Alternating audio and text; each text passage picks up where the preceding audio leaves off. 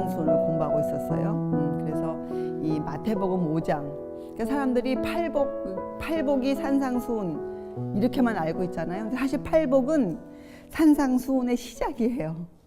시작. 그리고 이제 6장에서는 그렇게 원하는 제자들에게 예수님께서 주 기도문을 가르치시죠. 이렇게 기도하라. 왜냐하면 이 말씀 연구와 기도가 이 기독교인의 생활의 중심 아닙니까? 그래서 기도도 우리가 어떻게 기도해야 됩니까? 내 뜻을 버리고 하는 기도라야 주님이 그걸 들으실 수가 있으세요. 자, 그래서 우리가 주기도문은 다음번에 공부하기로 하고 오늘은 이어서 7장을 먼저 공부하겠어요. 7장. 왜냐하면 여러분 이런 마음 혹시 안 갖고 계세요? 우리가 그동안 배운 진리가 참으로 훌륭하다. 참으로 옳은 말씀이다. 하나님의 말씀 맞다. 그런데 왜 나와는 이렇게 상관이 없을까? 내가 이 말씀을 아는 것 같은데, 그리고 내가 이 말씀이 옳다고 동의가 되는데 왜 이 말씀이 나의 삶과는 아무 상관이 없을까? 사실 여러분 지금 이 종교계 세상에 그리스도인들이 이렇게 그리스도인이라고 말하는 사람들이 이렇게 많음에도 불구하고 이 주님의 능력이 세상에 보여지지 않고 있는 이유, 사람들이 기독교를 싫어하는 이유가 도대체 뭡니까? 그 기독교를 사람들이 별로 선호하지 않는 이유, 기독교에 있다가도 다른 교로 가는 이유, 그게 뭐예요? 사람들이 말씀을 들으면 옳고 좋아요, 맞아요. 그런데 실제로 그 증인들을 볼 수 없는 거예요. 이 말씀이 그렇다고 인정하면서 그 말씀의 능력을 보이는 예수님과 같은 사람들이 이 땅에 없기 때문에, 교회 안에 많이 없기 때문에 사람들이 식상하고 낙심하여 떠나는 것이잖아요. 그렇죠? 그래서 성경은, 사도 바울은 이것을 깨달아 아는 것을 복음의 비밀을 아는 것이라 이렇게 불렀어요. 비밀. 그리고 마태복음에도 하나님께서 베드로가 그런 고백을 했을 때, 베드로가 이것을 아는 것으로 고백했을 때, 베드로가 가이사랴 빌립보에서 뭐라고 고백합니까? 주는 그리스도시요 살아계신 하나님의 아들이요 하고 고백했을 때, 그때 하나님께서 베드로에게 뭘 주세요? 천국 열쇠를 주세요. 그건 베드로만 준 게 아니잖아요. 베드로가 그 고백을 제자들을 대변해서 자기가 했고, 대표해서 또 예수님도 대표해서 베드로에게 천국 열쇠, 그 열쇠가 어떤 열쇠예요? 그 열쇠는 바로 이 복음의 비밀을 푸는 열쇠예요. 그걸 주었어요, 베드로에게. 그러면 우리들도 성경을 읽으면서 뭘 찾아내야 돼요? 그 열쇠를 찾아내야 돼요. 그래서 우리 모두 각자가 자기 생활에서 그 복음의 능력을 갖고 올 수 있는 그 열쇠를 찾아내야 돼요. 그렇죠? 말씀에 찾아내서 그것으로 자기의 삶을 열면서 살아가야 돼요. 자, 그래서 많은 사람이 궁금해하는 것. 그러면 어쩌란 말입니까? 말씀이 사실이고 이것이 하늘의 말씀이고 이것만이 영생의 조건이고, 그렇다면 우리 어떻게 하면 좋습니까? 우리 어떻게 하랍니까? 여러분, 세상에서도 이 높은 사람들이 서로 의견을 내세우고, 또 사업할 때에도 이런 방법이 좋을까 저런 방법이 좋을까, 또 남의 문제점을 우리가 지금 이런 거 잘못했습니다, 이런 문제점을 내놓고 할 때는 꼭 따라와야 할 것이 뭡니까? 대안이에요, 대안. 그런 방법을 제시해 줘야 돼요. 그래야 그것이 완전해지는 거잖아요. 성경은 그저 우리에게 이런 좋은 글만 주신 것이 아니고, 우리에게 그러면 너희가 실제적으로 이렇게 살아라 한 그 방법을 주신 책이에요. 그리고 그 방법의 모본으로 그걸 진짜로 그렇게 보신 예수님이 이 땅에 3년 이상을 우리와 함께 사셨어요. 생활로 우리를 보여주셨어요. 우리에게 어떻게 하는 것이 이 성경에 있는 모든 말씀을 지키며 사는 것인가, 이것을 보여주셨잖아요. 그래서 우리가 그것을 조금 이해하면 이렇게 말하잖아요. 하나님의 법, 율법을 생활에 끌어오신 분, 그래서 율법을 생활 속에서 생활화하신 분, 그렇게 해서 율법 따라 사신 분, 그렇게 우리가 예수님을 표현하잖아요. 자, 그러면 여러분과 저는 어떻게 하면 우리도 그렇게 살 수 있는가? 우리도 어떻게 하면 예수님처럼 사는가? 그것이 우리의 목표 아니에요? 사도 바울도 그것을 붙잡기 위해서 최선을 다했어요. 어떻게 하면 내가 하나님의 형상으로 회복되어지는가? 내가 어떻게 하면 영생을 얻는가? 여러분, 영생을 얻는 조건은 단 하나예요. 우리 저번 시간에 공부했잖아요. 그것이 영생을 얻는 조건이 뭐예요? 그렇죠? 하늘에 계신 너희 아버지의 온전하심과 같이 너희도 온전하라. 이것이 영생을 얻는 조건이에요. 그렇죠? 그래서 오늘 이 7장은 굉장히 공부할 것이 많은 장인데, 이 7장에는 실제적으로 우리가 무엇을 해야 되는가를 적어 놓은 장이에요. 근데 시작이 이렇게 시작하죠. 비판을 받지 아니하려거든 비판하지 말라. 너희의 비판하는 그 비판으로 너희가 비판을 받을 것이요 너희의 헤아리는 그 헤아림으로 너희가 헤아림을 받을 것이니라. 그리고 실제 예를 들어서 이렇게 썼어요. 어찌하여 형제의 눈 속에 있는 티는 보고 내 눈 속에 있는 들보는 깨닫지 못하느냐. 보라, 내 눈 속에 들보가 있는데 어찌하여 형제에게 말하기를 나로 내 눈 속에 있는 티를 빼게 하라 하겠느냐.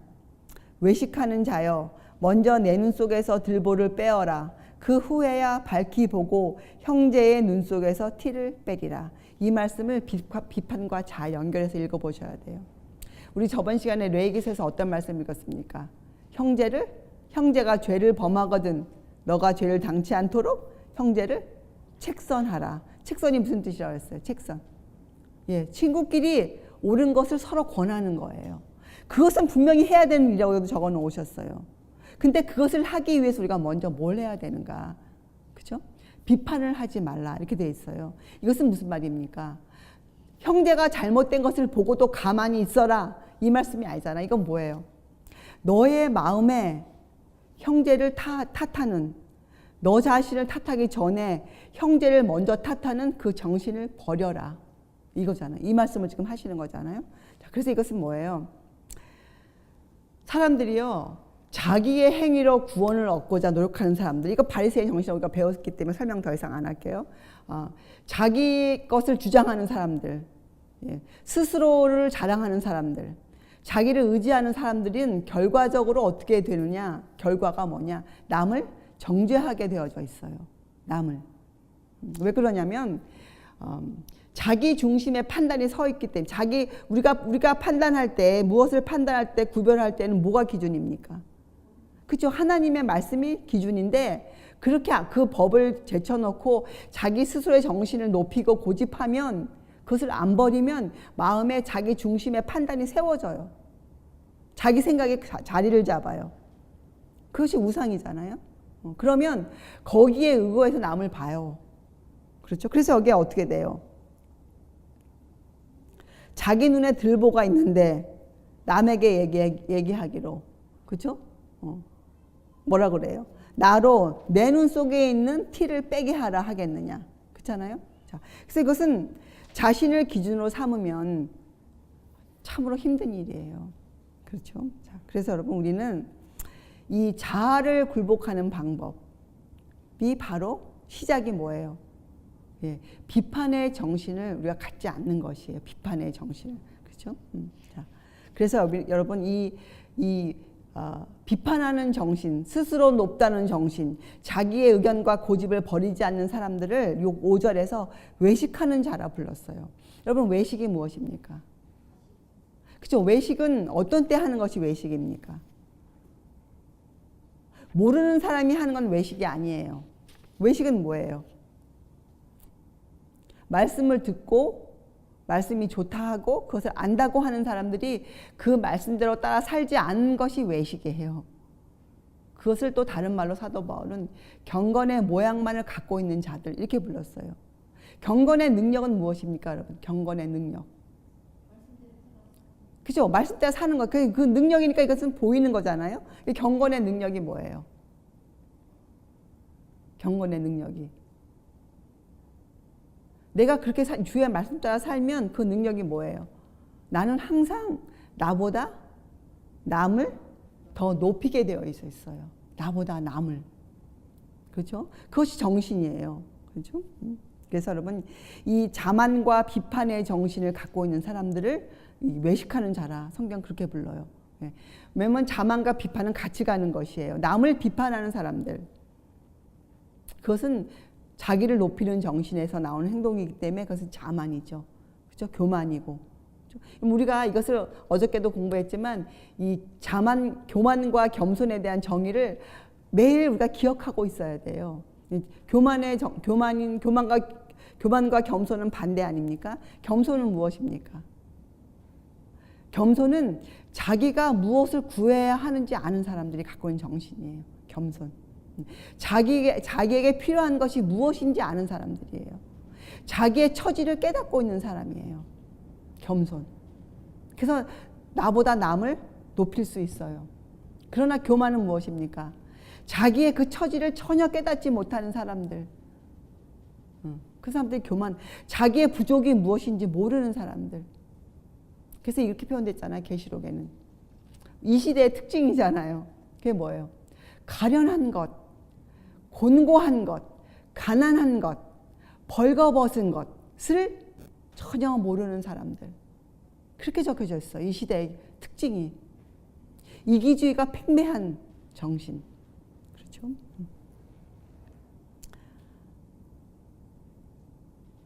그래서 여러분, 이 외식하는 자에게 해주신 교훈, 그 다음에 무슨 단어가 들어있습니까? 먼저. 만약에 나에게 경건의 능력이 부족하고 자꾸 나에게 이 비판하는 정신이 올라온다. 그런 양심의 소리가 들려오면 뭐 하라는 거예요? 먼저 내 눈 속에서 들보를 빼어라. 자, 여러분, 오늘의 주제인데요. 이 들보를 어떻게 뺍니까? 여러분이 빼실 수 있으세요? 들보를? 그렇죠. 우리는 육신의 연약함을 갖고 있어요. 우리 이 들보 못 빼어요. 그런데 왜 들보를 빼어라? 이렇게 말씀하셨어요. 그렇죠. 우리가 5장을 공부하고 지나왔잖아요. 자, 이건 무슨 말씀입니까? 예수님은 우리가 이런 힘이 없음을 아세요. 그래서 우리를 도와주시기 위해서 모든 것을 하셨어요. 그래서 우리에게 필요한 것은 그 분이 필요해요. 우리에게는 예수님이 필요해요. 그리고 또 그분의 능력이 필요해요. 그래서 예수님을 아는 것과 믿는 일에 꼭 하나가 되어야 돼, 우리는. 그래서 여러분, 이거 예수님과 그분의 능력이 필요하다. 이것을 줄여서 말하면 우리가 외치는 것이 뭐예요? 이제 여러분들은 그런 구절들을 읽으면 이것이 정확히 무엇이다 이렇게 찝어내야 돼요. 왜냐하면 여러분 율법은 굉장히 포괄적이죠. 범위가 넓죠. 또 그 완전하죠. 단순하죠. 그런데 단순하단 말이에요. 율법은. 그래서 여러분도 공부를 했기 때문에 그 율법의 포괄적이고 그 적용 범위가 넓어요. 그러나 단순하게 이해하고 있어야 돼. 단순하게. 그래서 예수님에 대한 그분의 능력에 대한 것이 들어오면 딱 한 단어로 그걸 골라내야 돼요. 그게 뭐예요? 이것이 피의 공효예요. 예수님이 십자가에 돌아가신 흘려주신 그 피, 예수님의 생명을 담고 있는 그 피가 갖고 있는 공로와 효과의 공효. 공로가 뭡니까? 우리의 죄를 다 용서하세요. 효과는 뭐예요? 우리에게 뭐를 입혀주세요? 의를 입혀주세요. 그것이 피의 공효예요. 우리의 죄를 용서하신과 동시에 우리에게 당신의 그 의, 생명력을 주시는 거예요. 생명력은 뭡니까? 여기니까 이거 힘이에요. 그래서 우리에게 무엇을 주시느냐? 강권하는 믿음으로 우리에게 그 사랑을 불어넣으세요. 사랑. 그래서 우리에게서 뭐가 나옵니까? 사랑으로서 역사하는 믿음이 나올 수 있도록 우리를 강권하세요. 그게 주님의 피의 공효예요. 이 주님의 피의 공효를 우리가 알면, 맛보면 어떻게 될까요? 우리 눈 속엔 들보를 빼어요. 그러니까 내가 빼는 것이 아니죠. 성령께서 오셔서 하시는 일도 똑같은 일이에요. 성령께서 오시면 뭘 하십니까? 그 들보, 내 눈에 밝혀있는 들보, 그 나의 죄 아닙니까? 그것을 알려주세요. 그리고 동시에 우리가 뭘 알리십니까? 우리를 진리 가운데로 인도해 주세요. 진리가 누구세요? 예수님이죠. 예수님께로 우리의 이해를 높이세요. 그래서 뭐 하세요? 우리 눈에 있는 들보, 아, 내가 얼마나 극악한 죄인인가. 이 죄의 흉악성, 죄의 공격성, 이런 것들을 깨닫게 하세요. 그래서 들보를 빼게 되죠. 그 들보를 빼면 남의 티가 보일까요? 남의 티가 보이지 않아요. 그러니까 이렇게 비교할 수 있어요. 들보는 그리스도인이라 말하는 사람들이 갖고 있는 잘못된 죄된 생각들이에요. 죄된 생각들. 티는 무엇입니까? 티. 들보에 비하면 티는 뭐예요? 티는 아직 잘 모르는 사람들이 생활에 발견되는 결점들. 그건 티예요, 티. 들보와 티의 차이는 굉장히 어마어마한 것이죠. 들보는 예수님께서 죄라고 부르시는 것들이 들보예요.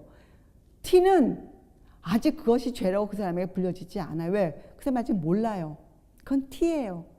그래서 들보를 빼낸 사람은, 그 들보가 뭔지 아는 사람들은 그 어린 형제들, 아직도 육신이 연약한 가운데 있는 형제들, 아직도 복음의 능력의 빛을 받지 못한 형제들 속에서 보이는 그 티를 보고 그것을 죄라고 정죄하지 않아요. 도리어 어떤 마음이 들까요? 도리어 어떤 마음이 들까요? 예, 그 형제와 같이 짐을 지게 돼요. 형제에게 긍휼의 마음으로 뭘 할까요? 책선할 수 있어요. 권해요. 옳은 것을 알려줘요. 그래서 여러분, 이 들보를 빼는 일은 주님의 능력으로만 이루어지는 일이에요. 그렇죠? 갈라디아서 5장 6절. 그리스도 예수 안에서는 할례나 무할례가 효력이 없되 사랑으로서 역사하는 믿음뿐이니라. 이것을 우리에게 주시기 위한 거죠. 믿음으로 말미암는 의. 그렇죠? 그래서 여러분, 문제의 중심은 저 사람에게 있는 것이 아니고 문제의 중심은 그 교회 구성원 각자에게 있는 것이에요. 그렇죠? 그래서 여러분, 이 회복, 치유가 이루어져야 할 곳은 어딘가? 바로 그 각 사람의 마음이에요. 뭐가 되어져야 됩니까? 그 각 사람의 마음에서 들보가 빼어져야 돼요. 그래서 이 들보를 빼어내는 일은 같은 말로 비난하는 정신, 자만과 비판의 정신을 버리는 것이에요. 그리고 또 같은 말로 죄를 자백하고 버리는 것이에요. 죄. 그러면 뭐가 일어날까요? 마음이 변해요. 마음이 변해. 여러분, 사람의 마음이 변하는 일은 죄를 알지 못하고서는, 죄를 자각하지 않고서는 마음이 절대로 변하지 않아요. 오늘은 변한 것 같다가도 내일 또 그 마음이 도로 돌아가요. 그거 왜요? 왜 그래요? 죄가 뭔지 죄를 안다 하면서도 그 죄를 버리지 않기 때문이에요. 여러분, 죄를 죄라고 인정이 되면 그 다음 단계를 꼭 가야 돼요. 그게 뭐예요? 죄를 버려야 돼요. 회개하고 자복하는 일이 있어야 돼요. 하나님 앞에. 그래야 주님께서도 성령의 역사를 이루실 수가 있으세요. 그런데 죄를 자복하고 버리지 않는 것은 성령을 회방하는 일이에요. 왜요? 성령께서 역사하시지 못하도록 방해하는 일이잖아요. 그래서 여러분, 양심이 어느 것을 죄라고 부르게 되면, 그리고 여러분이 그것을 알게 되면 이것이 죄다, 이것이 지금 내 잘못이야, 이렇게 인정이 되면 그것을 버리기 위해서 온갖 힘을 쏟아야 돼요. 온갖 힘을. 자, 그 다음 어떻게 하느냐, 그렇죠? 자, 6절. 거룩한 것을 개에게 주지 말며 너희 진주를 돼지 앞에 던지지 말라. 저희가 그것을 발로 밟고 돌이켜 너희를 찢어 상할까 염려하라. 자, 6절. 6절은 깊이 좀 생각해 봐야 돼요. 자, 잠언서 9장 7절과 8절을 제가 읽어 드릴 테니까 여러분 한번 생각해 보세요. 자, 잠언서 9장 7절과 8절. 거만한 자를 징계하는 자는 도리어 능욕을 받고 악인을 책망하는 자는 도리어 흠을 잡히느니라. 거만한 자를 책망하지 말라. 그가 너를 미워할까 두려우니라. 지혜 있는 자를 책망하라. 그가 너를 사랑하리라. 여기서 말하는 거룩한 것을 개에게 주지 말며, 여러분이 마음에 알게 되실 거예요. 도대체 개라고 부르는 부류의 사람들이 누구인가? 왜 주지 말라고 했는가? 그렇죠? 그래서 여러분 마음에 이제는 정말 그리스도인으로 살고 싶다. 내가 매일매일 좋은 소리에 성경을 읽고 사는데도 불구하고 이렇게 내가 계속적으로 주님을 대적하며 사는 이 자체가 이제는 너무너무 지긋지긋하다. 주님, 저의 이런 외식하는 모습이 이제 너무 싫습니다. 주님. 이런 고백이 나와야 돼요. 주님 앞에서. 주님, 이제는 정말 이렇게 사는 것은 차라리 죽는 게 낫습니다. 주님. 이렇게 악한 모습으로 사는 것보다는 제가 차라리 죽는 게 낫습니다. 이제 저의 명예와 이익을 손해볼지라도 제가 모든 것을 희생할지라도 주님 저를 좀 살려주시옵소서. 저에게 주님의 그 생명력, 주님의 사랑을 좀 넣어주시옵소서. 이런 고백이 나온다면 7절 여러분 이해하실 거예요. 7절 뭐라고 얘기하세요? 구하라. 그런 사람에게 뭐라고 말씀하세요? 구하라. 그러면 너희에게 주실 것이요. 찾으라. 그러면 찾을 것이요. 문을 두드리라. 그러면 너희에게 열릴 것이니. 구하라, 찾으라, 두드리라. 3번 반복해서 말씀하셨어요. 얼마나 주님께서 주시고 싶으시면 그 사람에게 3번 반복하세요. 구하라. 그리고 8절에 뭐라 그래요? 구하는 이마다 얻을 것이요. 이런 보증을 주신 거예요. 염려하지 마라. 나를 믿어라. 얻을 것이요. 찾는 이가 찾을 것이요. 두드리는 이에게 열릴 것이니라. 그것도 모자라서 또 뭐라고 설명하세요? 너희 중에 누가 아들이 떡을 달라 하면 돌을 주며 생선을 달라 하면 뱀을 줄 사람이 있겠느냐? 여러분 주님의 울음소리가 들리실 거예요. 11절 너희가 악한 자라도 좋은 곳으로 자식에게 줄 줄 알거든 하물며 하늘에 계신 너희 아버지께서 구하는 자에게 좋은 곳으로 주시지 않겠느냐? 여러분 정말 이 아버지의 마음을 우리가 읽을 수 있어야 되는데 여러분이 이 말씀을 더 이해하시려면 한번 이 말씀을 들어보세요. 이사야서 49장 14절에서 16절 오직 시온이 이르기를 여호와께서 나를 버리시며 주께서 나를 잃으셨다 하였거니와 여인이 아버지는 말씀하시기를 여인이 어찌 그 젖 먹는 자식을 잊겠으며 자기 태에서 난 아들을 긍휼히 여기지 않겠느냐. 똑같은 말씀이잖아요. 그런데 이렇게 덧붙이셨어요. 그들은 혹시 잊을지라도 나는 너를 잊지 아니할 것이라. 이것이 아버지의 마음이에요. 나는 너를 잊지 아니할 것이라. 내가 너를 내 손바닥에 새겼고 너의 성벽이 항상 내 앞에 있나니. 여러분 오늘 이 말씀을 좀 마음에 새기세요. 내가 너를 내 손바닥에 새겼고 이게 여러분 무슨 말입니까? 여러분 주님의 손바닥에 지금 무엇이 남겨져 있어요? 그렇죠. 못자국난 손. 못자국난 손이 있지 않습니까? 그 못자국난 손은 뭐예요? 우리에게 뭘 알려줍니까? 우리 공부했잖아요. 주님이 왜 십자가에 돌아가셨어요? 바로 우리의 죄와 허물 때문 아닙니까? 우리가 버리지 않은 그 죄, 사악한 우리의 그 죄, 형제를 함부로 비판하고 비난하고 또 주님 앞에서 겸손치 못한 그 교만함, 자만한 정신, 그 모든 것 때문에 우리가 악한 자이었을 때, 우리가 죄인이었을 때 주님은 그 죄 때문에 십자가에 돌아가셨어요. 그래서 이것은 뭐예요?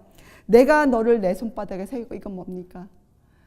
내 손바닥에 뭐가 있다는 거예요? 주님의 손바닥에 그 피의 공효가 들어있어요.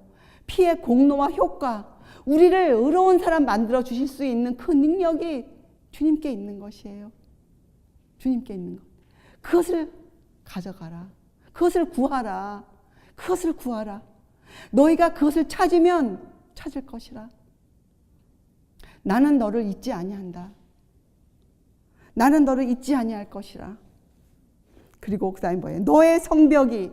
이건 뭡니까? 성벽이란 것은 영어로 찾아보면 벽이에요. 월. 우리가 그전 시간에 많이 배웠죠. 우리를 보호하는 보호벽. 보호벽이 뭐예요? 하나님의 법이라고 배우지 않았습니까? 우리를 보호해 주신, 우리는 스스로 교만하면요, 내가 나를 보호하기 위해서, 내가 남으로부터의 어떤 비방과 어떤 무슨 그것이 아무리 좋은 소리를 할지라도 그것을 듣지 않기 위해서 내가 갖고 있는 내 생각, 내 뜻을 보호하기 위해서 내가 보호막을 세워놓고 있어요. 근데 하나님 그렇게 말씀하시지 않잖아요. 너의 성벽이 뭐라는 거예요? 너의 성벽이. 우리 배웠잖아요. 바로 피의 공효예요. 피의 공효. 그 피의 공로가 무언지 아는 사람, 그 피의 효과가 무언지 아는 사람, 복음의 빛으로 율법을 볼 수 있는 사람, 하나님이 누구신지 아는 사람, 하나님이 나의 천부 하늘 아버지상을 인정하는 사람. 세상에서도 아버지의 사랑을 아는 자녀들은 어떻게 될까요? 그 아버지를 믿어요. 아무리 공부하고 어려운 중에 있더라도 아버지의 사랑을 아는 자녀들은 아버지께로 돌아가요. 아버지께 손을 벌려요. 그런데 이분은 우리의 하늘 아버지세요. 천부. 우리를 만드신 우리 하늘 아버지세요. 그분이 말씀해요. 너의 성벽이 주로, 그러니까 너의 성벽은 뭐예요? 바로 주님의 피의 공효예요. 그 효과, 우리를 보호해 주신, 우리를 악한 자로부터, 악한 유혹과 시험으로부터 우리를 보호해 주시는, 우리의 마음을 지켜줄 수 있는 분. 그 성벽이 항상 누구 앞에 있다는 거예요? 내 앞에. 이건 내는 누구예요? 하나님 앞에. 그것을 갖고 계세요. 그것을 갖고 계세요, 주님은. 자, 그래서 또 같은 책 이사야서 26장 20절에는 이렇게 외쳤어요. 내 백성아 갈지어다. 내 밀실에 들어가서 내 문을 닫고 분노가 지나기까지 잠깐 숨을지어다. 여러분, 여러분의 마음에 끌어오르는 그런 강렬한 그런 죄된 욕망들이 올라올 때, 또 밖에서 유혹이 여러분에게 공격을 할 때, 여러분 어떻게 하라는 거예요? 우리 보고 그것과 대항해 싸우라는 거예요? 아니죠. 뭐예요? 내 밀실에 들어가서 숨을지어다. 그 밀실이 뭐예요? 바로 그 성벽이에요.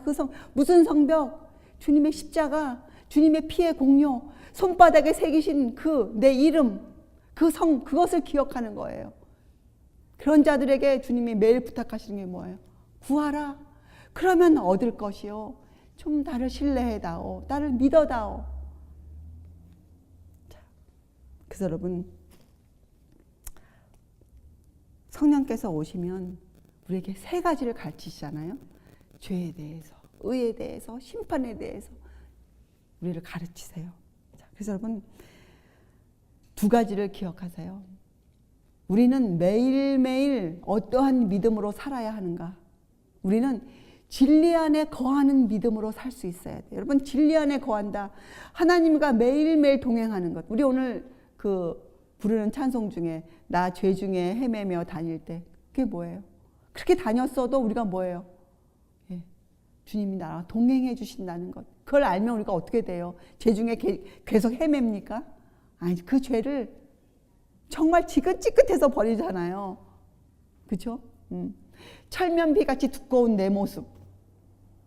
예? 그렇게 주님이 알려줘도 그렇게 주님을 배반하는 그 모습이 이제는 정말 여러분 우리 마음에 지긋지긋해야 돼요.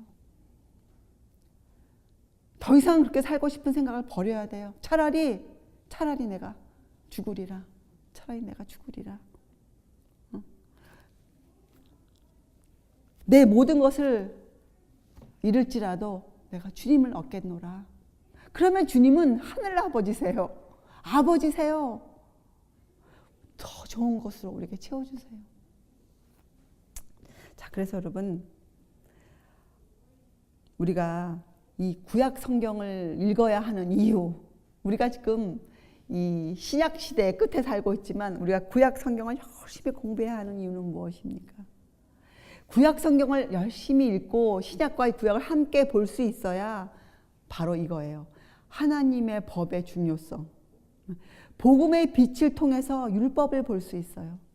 하나님의 법의 포괄성, 그 법의 거룩성, 법의 신성성, 법의 완전함, 이런 것들을 볼 수가 있거든요. 그 법이. 아, 이분이시구나.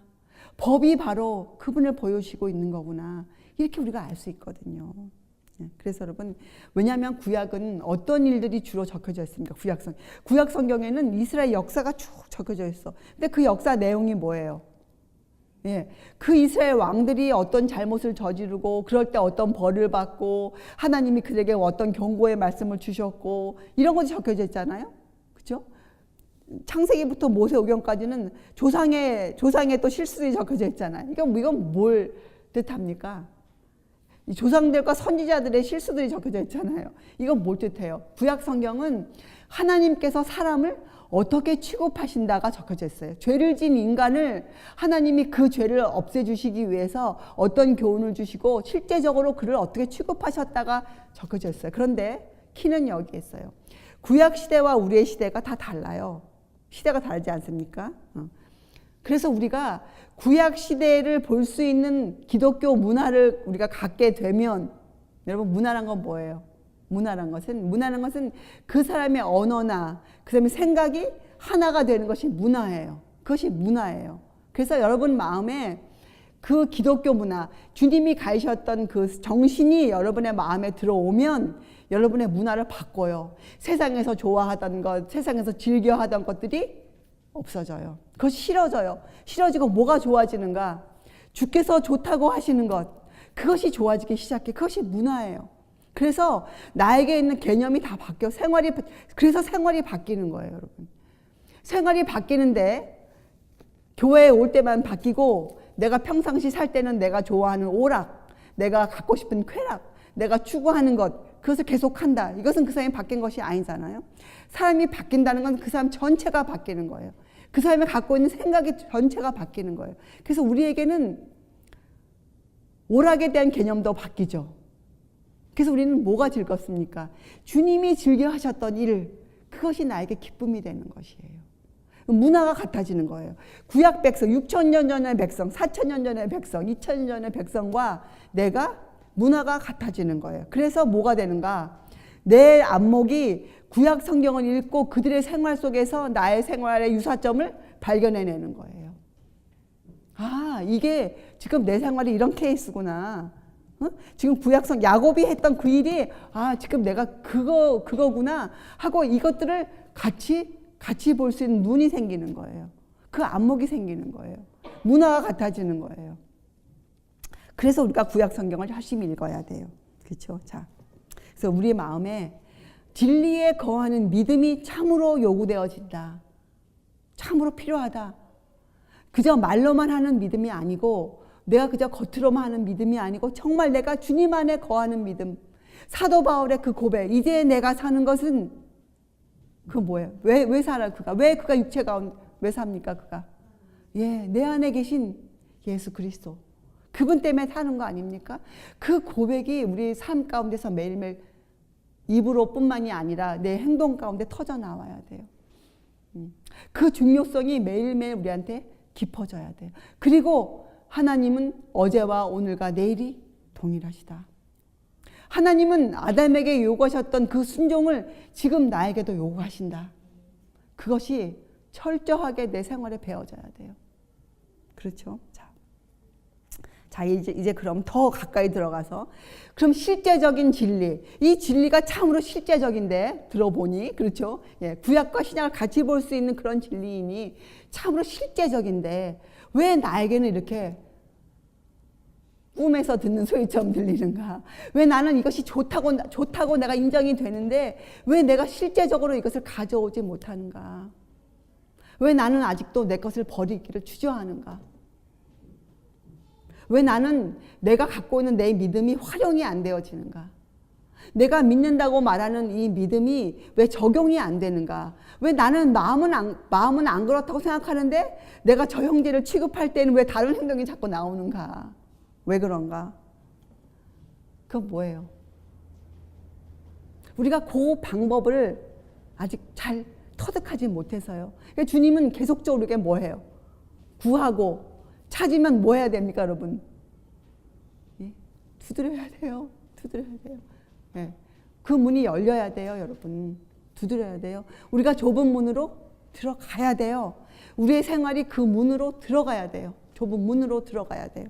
자, 그건 뭔지 아세요, 여러분? 우리는 크게 여기는 죄에 대해서는 상당히 민감하죠.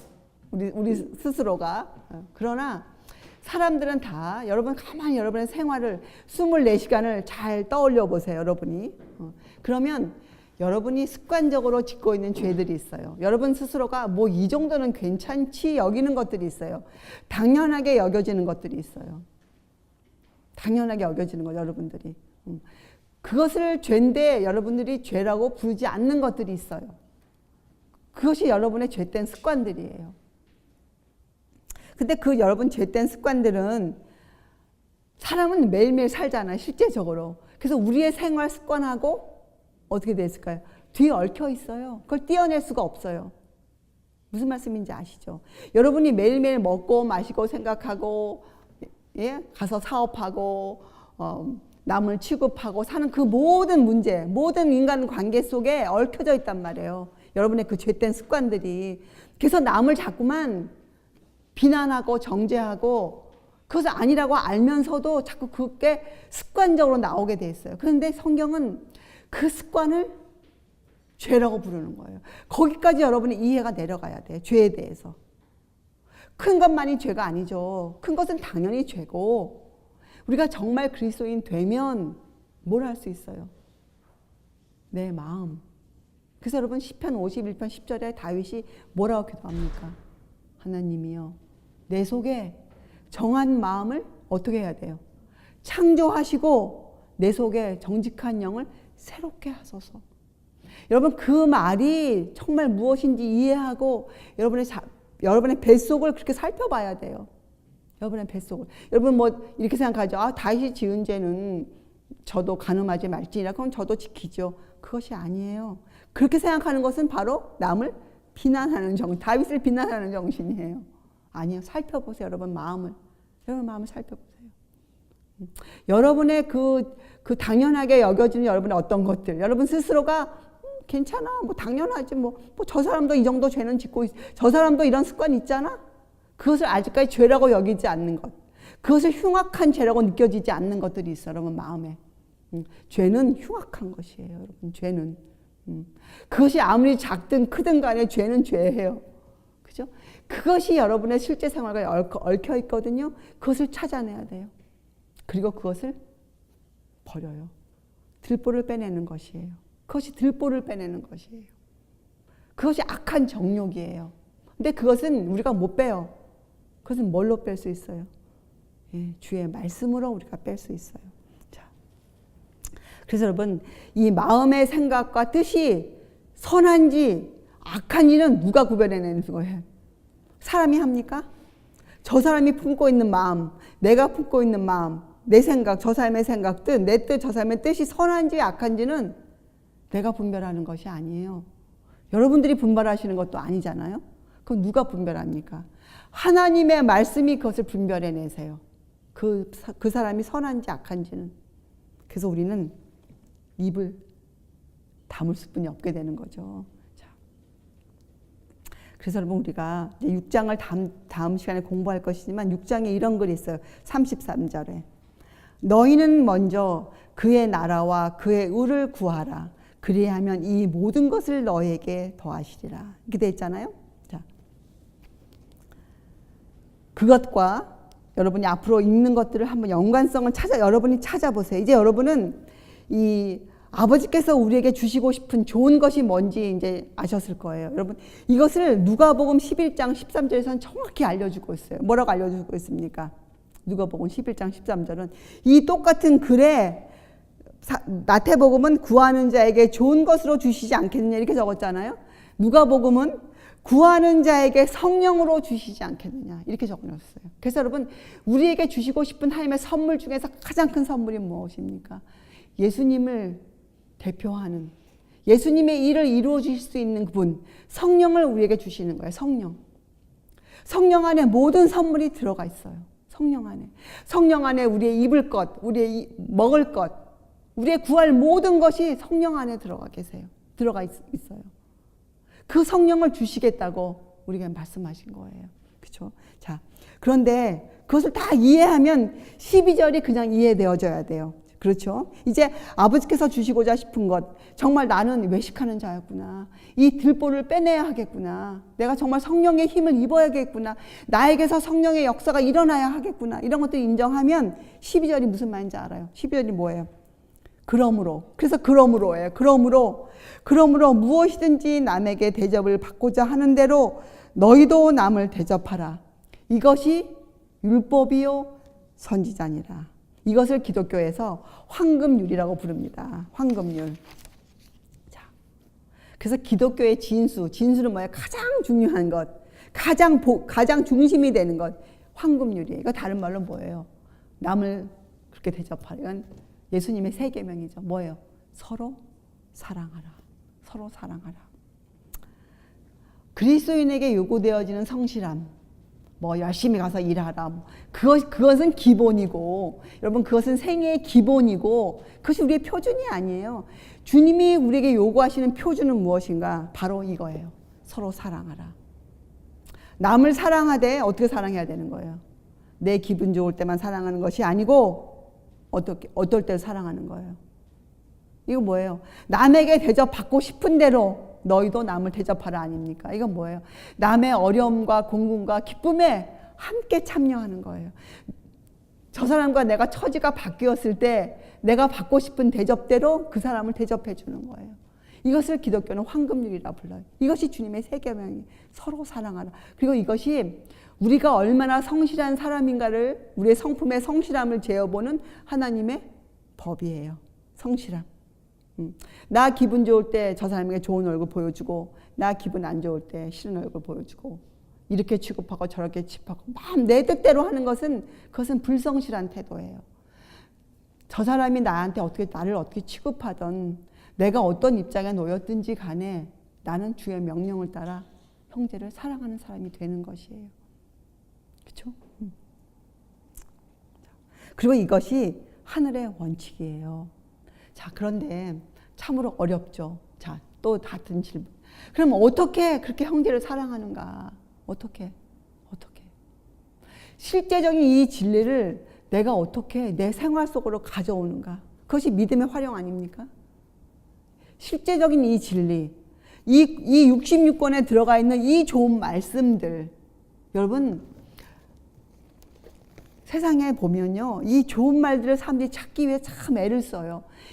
그래서 공자의 좋은 글들, 또 누가 한 좋은 소리, 이런 거 사람들 다 찾아서 막 벽에 붙이고, 또 사업체 같은 데 붙여놓고 막 남들에게 좋은 영향을 주기 위해서 막 노력하잖아요.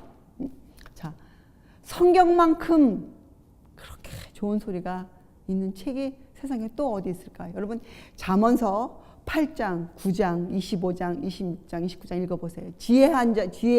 지혜자와 우매한 자에 대해서 너무 자세히 적어놓았어요. 정말 좋은 마음의 양약이 되는 소리들이, 그런 교훈들이 너무 많아요, 성경에는. 그런데 실제적으로 이것이 어떻게 내 것이 되는가? 어떻게 내가 이것을 내 생활에 적용시키는가? 내가 어떻게 매일매일 이 나의 희노애락의 삶 가운데 이것을 적용시키면서 항상 기뻐하며 살 수 있는 사람이 되는가? 그렇잖아요. 사람에게는 희노애락의 감정이 있는데 어떻게 나에게는 매일 기뻐하는 그런 감정만, 내가 성화된 그런 감성을 내가 갖고 살 수 있는가? 예수님처럼. 분노하는, 의분을 내는 중에도 남을 긍휼히 여길 수 있는 어떻게 그런 마음을 동시에 내가 갖고 살 수 있는가? 우리 그거 정말 배우고 싶죠. 저도 정말 그런 사람 되고 싶어요. 네. 어떠한 경우에도 정말 그렇게 내 성질 머리대로, 내 뜻대로 그렇게 처리하지 않고 주님의 방법대로 모든 걸 처리하며 사는 사람, 정말 그런 사람 되고 싶거든요. 그래서 제가 성경을 연구해 보면 어떻게 하는가? 놀랍게도요, 이 성경에는 사람들의 인생을 쭉 적어 놓으시고, 또 시작 성경에도 이런 교훈들을 주시면서 참 간략하지만 결과들을 적어 놓으셨어요. 결과들을. 그래서 우리가 배우는 결과가 뭡니까? 너희가 죄를 버리지 않으면 결과가 뭐예요? 예. 너희가 좁은 문으로 들어가기를 힘쓰지 않으면 멸망하리라.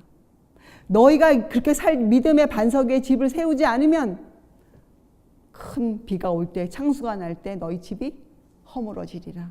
그것이 결과예요. 그렇죠? 그런데 더 놀라운 것은 성경은 무엇을 적어 놓았습니까? 자세히 읽어보면, 이건 자세히 읽어야 나와요. 그 결과가 놓여져 있는데 자세히 읽어보면 뭐가 나와 있어요? 원인들이 들어가 있어요. 아, 야곱이 이렇게 살았었구나. 야곱이 이런 실수를 했었구나. 야곱의 마음이 야곱이었구나. 아, 어느 때 야곱이 이스라엘 되었구나. 아, 요셉은 어릴 때부터 어떤 마음의 사람이었나? 다니엘은, 욥은, 노아는, 아브라함은, 사도 바울은. 여러분, 사도 바울은 원래 이름이 뭐였습니까? 사울이었어요. 주님을 대적하는 자라는 그런 책망을 들은 자였어요. 사울은. 근데 그가 누가 되었어요? 바울이 되었어요. 그렇잖아요. 베드로는 어떤 사람이었어요? 주님을 욕하며 저주한 자였어요. 근데 그가 누가 되었어요? 주님의 그걸 인정하고 그가 십자가에 거꾸로 매달려 죽었어요. 베드로가. 성경에는 사람들의 인생이 들어가 있잖아요. 그럼 여러분이 이렇게 공부를 해야 돼요. 아, 그래, 베드로는 주님을 그렇게 고백했는데 왜 또 주님을 부인했는가? 이걸 여러분이 찾아내야 돼요. 그게 뭐예요? 원인을 찾아내는 거예요. 원인. 그래서 여러분 우리는 성경은 잘 읽어보면 원인이 적혀져 있어요. 그래서 그 결과가 있기 때문에 우리가 우리 인생의 결과를 볼 수 있어요. 아, 내가 지금 이 일을 이렇게 처리하지 않으면, 주의 말씀대로 내가 처리하지 않으면 내가 당장은 그 결과를 못 보아도 성경은 분명히 나에게 경고하고 있다. 내 인생의 결과를. 내가 지금 자녀를 주의 말씀대로 교육하지 않으면 내 자녀의 인생이 어떻게 될 것을 내가 미리 볼 수 있는 거예요.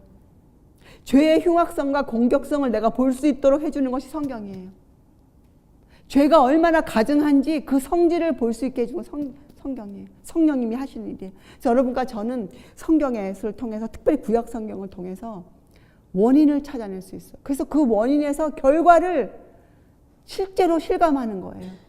죄의 흉악성, 공격성을 내가 느껴 두려워 떠는 거예요. 그것이 내가 실제적인 이 진리를 내 생활에 실제가 되게 하는 방법이, 단 하나의 방법이에요. 그것이 나로 하여금 내 눈에서 들보를 빼게 해요. 왜요? 결과를 알고 있는데 안 할 사람이 누가 있겠습니까? 그죠? 결과를 여러분이 실감하는데 내가 지금 이렇게 안 하면 내가 망한다는 결과를 여러분이 그냥 읽고 그냥 망하는 거구나. 이 정도가 아니고 망한다. 죽는다. 그것을 실감한다면 여러분 어떻게 되겠어요? 여러분 실감하지 못하기 때문에, 여러분이 주의 말씀으로 여러분의 양심의 실감을 못하기 때문에 지금 여러분이 왔다 갔다 하고 있잖아요. 우리들이. 그래서 우리는 실감해야 돼요. 우리는 뭐냐? 성경에서 말해주고 있는 이 진리의 가치를 여러분이, 영광의 주관 것, 하늘이 나에게 줄 수 있는 그 가치를 여러분이 마음에 새겨야 돼요. 우리를 어떻게 주신다 했어요? 오빌의 순금보다 희속해 하고 정금보다 우리를 귀하게 하신다 그랬어요. 여러분, 그것이 하늘의 약속이에요. 그것이 하늘의 약속. 여러분이 우리의 인생을 향한 하나님의 약속이잖아요. 여러분이 그거를 단순히 믿는 믿음이 생겨야 돼요. 자, 로마서 8장 28절. 우리가 알거니와, 여러분 아세요? 하나님을 사랑하는 자, 곧 그 뜻대로 부르심을 입은 자들. 이건 무슨 콜링을 받았다 이런 말이 아니에요. 이건 뭐예요? 하나님의 뜻이 무엇인지 알아낸 사람들. 아, 하나님의 뜻은 나의 거룩함이구나. 하나님의 입에서 나오는 모든 말씀으로 살아야 한다는 것이구나. 내 뜻과 내 생각과 내 길을 버리라는 것이구나. 자아를 굴복시키라는 것이구나. 그것만이 내가 살 길이라고 말씀하시는구나. 그럼 두 손이 들어지죠. 그러면 그것을 알면 여러분 우리가 내려앉아요. 그것을 알면 두 손이 들어져요. 주 나를 박대하시면 내가 어디 가오리까? 우리 어디 가오리까 주님? 주님 저 갈 데 없습니다 주님. 그런 고백이 나오는 거예요. 상하고 통회하는 심령이 돌아가는 거예요. 그런 자들에게는 모든 것이 합력하여 선을 이루니라. 여러분 우리가 그동안 해놓은 많은 잘못들, 아 내가 또 저 사람에게 이런 말을 했구나. 내가 또 이런 행동을 했구나. 와. 그래서 거기서 낙심하고 돌아가요?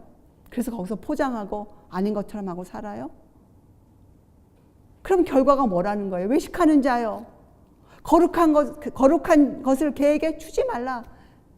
그건 무슨 말이에요? 성경을 읽어도 그 거룩한 내용을 알 수가 없는 거예요. 그럼 주님이 뭐라고 하는 거예요? 그럴 때 너희는 먼저 그의 나라와 그의 의를 구하라. 이건 뭐예요? 주님 앞에 나가서 구하라 이거예요. 구하세요 여러분. 뭘 구합니까? 그 그 내 죄를 보여주실 그분 성령을 구하는 거예요. 성령을 구하는데 성령님 이 사업 잘 되게 해주세요.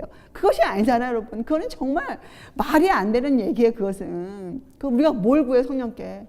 성령이시여 내 마음을 살펴보시옵소서. 내 속에 있는 죄, 지금 내가 하는 이 행동, 지긋지긋한 이것들, 성령이시. 이걸 좀 나를 깨닫게 하소서. 그러면 성령께서 그 죄를 낱낱이 보여주세요. 그리고 동시에 나에게 뭘 주시는가? 주님을 가르치세요. 그럼 주님의 뭐가 있어요? 예, 주님의 손바닥에 지금 뭘 깨닫게 됩니까? 아, 주님의 손바닥에 내가 있구나. 그때 소망이 생겨요. 소망이 생겨요. 주여 나를 도우소서. 주님 나를 도우소서. 주님 나에게서 이것을 가져가시고 주님의 의로 나를 입혀주소서. 주님. 자, 시간이 갔어도 13절. 좁은 문으로 들어가라. 멸망으로 인도하는 문은 크고 그 길이 넓어 그리로 들어가는 자가 많고. 자, 여러분 누가복음 13장 24절에는 똑같은 글을 이렇게 썼어요. 좁은 문으로 들어가기를 힘쓰라. 내가 너희에게 이르노니 들어가기를 구하여도 못하는 자가 많으니라. 자, 같이 읽으셔야 됩니다. 자, 그래서 여러분 이 13절 좁은 문으로 들어가라는 실제적으로 뭘 하라는 건가? 너희는 먼저 그의 나라와 그의 의를 구하라는 거예요. 너희는 먼저 구하라는 거예요. 성령을 구하라는 거예요. 성령을 먼저.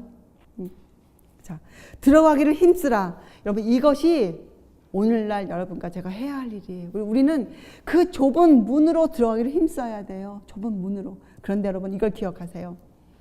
물론 좁은 길이죠. 왜요? 길이 협착하고 여러분 한번 생각해 보세요. 오르막길인데 좁고 협착합니다. 조금만 발을 헛디디면 떨어져요. 좁은 길이죠. 그러나 영적으로는 여러분 그 길이 큰 길이에요. 영적으로는. 왜요? 왜 큰 길입니까? 그 좁은 길을 내가 걷지만 내가 혼자 걷는 길이 아니에요. 누가 같이 걸어주세요.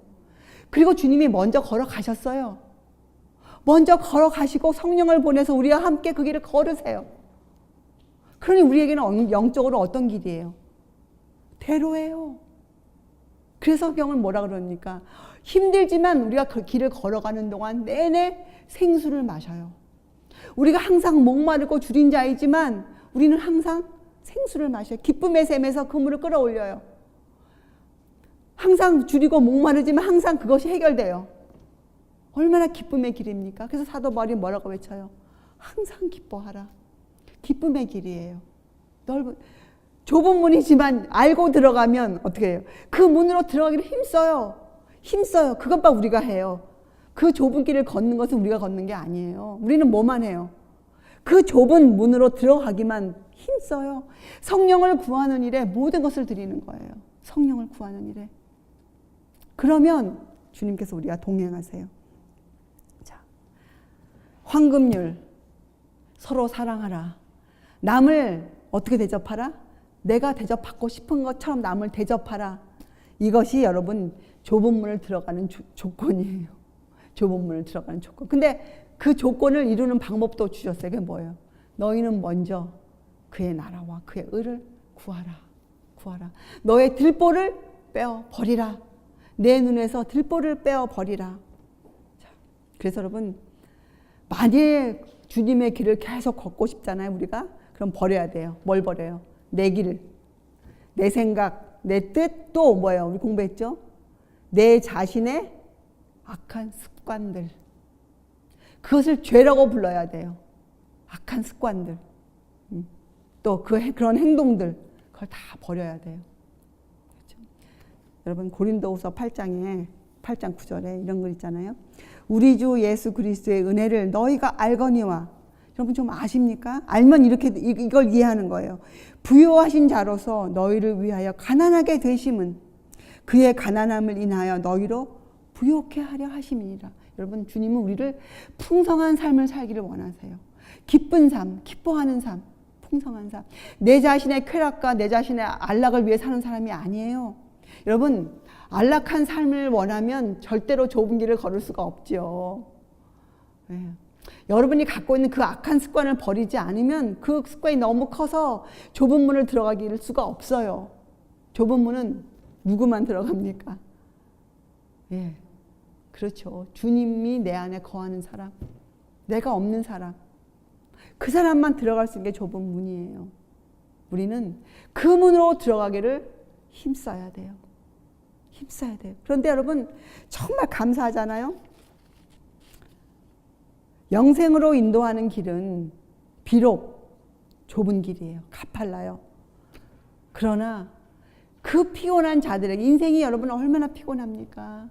그들에게 생기를 주는 기쁨의 샘이 있어요. 곳곳에 그 샘이 열려져 있어요. 얼마나 감사합니까?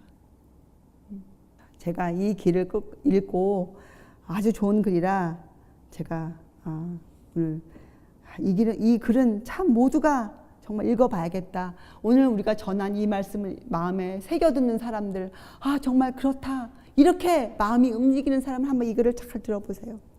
길이 험하며 오르막길이 비탈져 있고 우편과 좌편에 함정이 있을지라도 우리는 그 여행길에서 겪는 고통을 견디어야 할 것이다. 피곤할 때에도, 안식이 그리울 때에도 계속해서 수고해야 하며, 연약할 때에도 싸워야 하고, 낙심될 때에도 계속 희망을 가져야 한다. 그리스도께서 우리보다 먼저 그 험한 길을 친히 걸어가셨고 우리의 발을 위하여 그 길을 평탄하게 하셨다. 우리는 그렇게 한다면 그분과 함께 마침내 소망의 항구에 틀림없이 도착할 것이다. 이것이 성경의 약속과 보증이에요. 여러분, 우리 아버지, 예수님께서 말씀하신 그분의 아버지, 그분을 우리에게 아버지라고 주셨어요. 우리 아버지. 우리가 그 아버지를 어린아이처럼 여러분의 인생에 겪는 그 모든 아픔과 어려움과 지긋지긋한 것들을 아버지께 다 드리고, 아버지, 하늘에 계신 우리 아버지시여, 천부여, 저를 도우소서. 천부여, 의지할 것 없는 저를 도우소서. 우리가 그런 고백을 한다면 우리는 틀림없이 소망의 항구에 도착할 것이에요. 그래서 여러분, 좁은 문에 들어가기를 힘쓰세요. 힘든 것처럼 보이지만 결코 힘든 길이 아니에요. 왜요?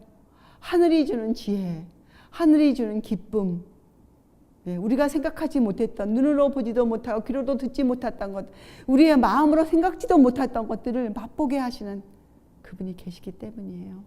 여러분, 우리가 낙심하지 말고 희망 가운데서 그 소망의 항구를 바라보며 우리 함께 노저어 가시는 그 주님만 의지하여 우리가 또 하루를 열심히 살게 되기를 바랍니다. 기도하시겠어요?